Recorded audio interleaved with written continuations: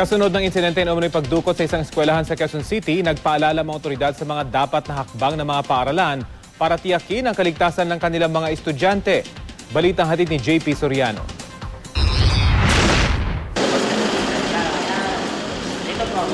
Tuwing malapit na ang uwian, naka-alerto na si Wilfredo, ang security guard ng Santa Rosa Catholic School sa Pasig City. Sa higpit niya, wala raw estudyanteng nakakalabas ng walang sundo. Kailangan din daw, may fetcher's ID ang susundo. At kung hindi raw niya kilala ang sundo ng bata.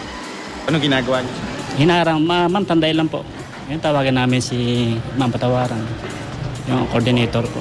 Nabalitaan daw ng principal ng private school na ito ang umano'y pangingidnap sa isang estudyante sa Quezon City. Nababahala raw sila, kaya dinoble nila ang seguridad.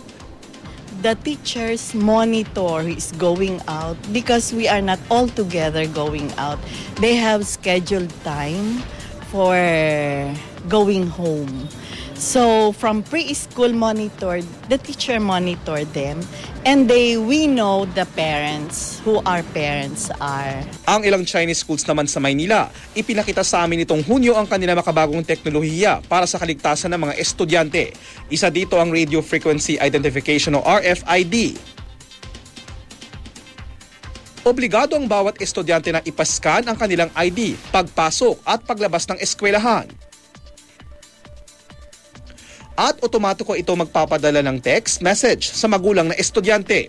Ayon sa NCRPO, ilan sa mga importanteng rekomendasyon nila sa mga pamanuan ng mga eskwelahan, magulang at estudyante, dapat gawin ang tinatawag na 4D principles sa pag-secure ng campuses. Ito ang detect, delay, deploy at defend. Dapat daw, iobliga ng mga eskwelahan sa mga sundo o service na kumuha ng guardian o fetcher's ID.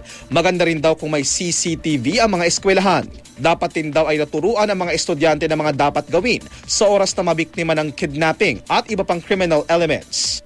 Hinihimok natin ang lahat ng ating mga magulang sa pamamagitan ng kanilang Parents Teachers Association, mga pinuno ng ating paaralan na mag-usap at na pagdiskusyonan kung ano ang maaari nilang gawin parang masiguro ang kaligtasan ng lahat ng ating mga anak sa ating paaralan.